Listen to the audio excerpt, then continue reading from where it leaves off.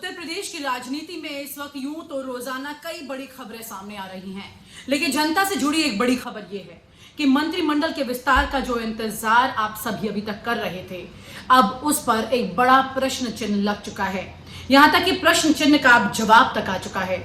जवाब आपको बताएंगे कि मंत्रिमंडल का विस्तार होगा या नहीं होगा।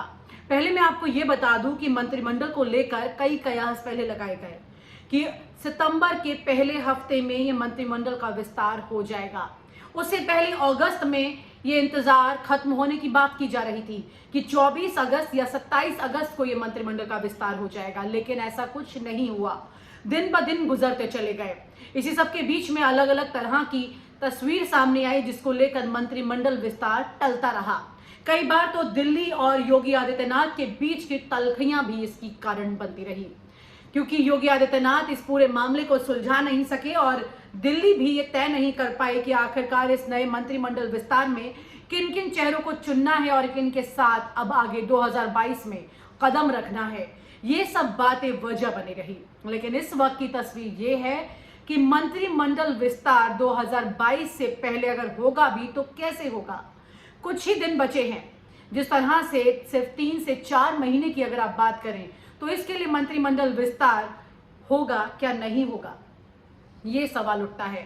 आपको बता दें कि अक्टूबर में अब श्राद्ध का महीना भी शुरू हो जाएगा और शुभ और अशुभ के दिनों को ध्यान में रखते हुए बीजेपी कतई श्राद्ध के दिनों में मंत्रिमंडल विस्तार नहीं करेगी।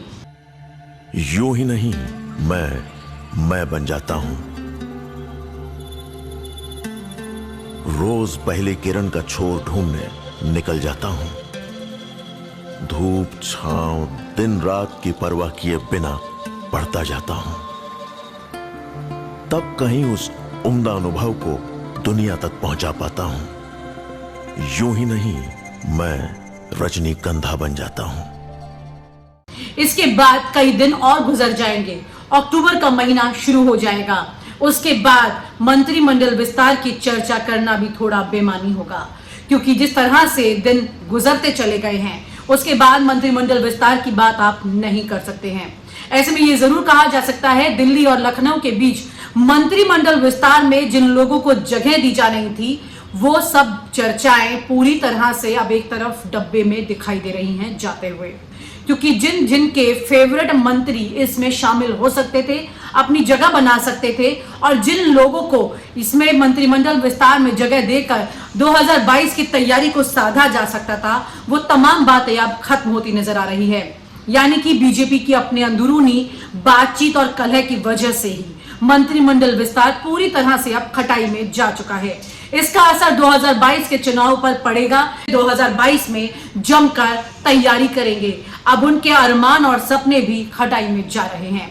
सवाल यही उठता है कि इन सब को बीजेपी किस तरह से मनाएगी और कैसे तैयारी करेगी 2022 की इन तमाम हालातों के साथ। और आप हमसे जुड़े रहने के लिए सब्सक्राइब करें YouTube पर, फॉलो करें Twitter पर और लाइक करें Facebook पर। और ज्यादा जानकारी के लिए न्यूज नशा की वेबसाइट पर जाएं। आपको टाइप करना होगा सिर्फ न्यूज नशा।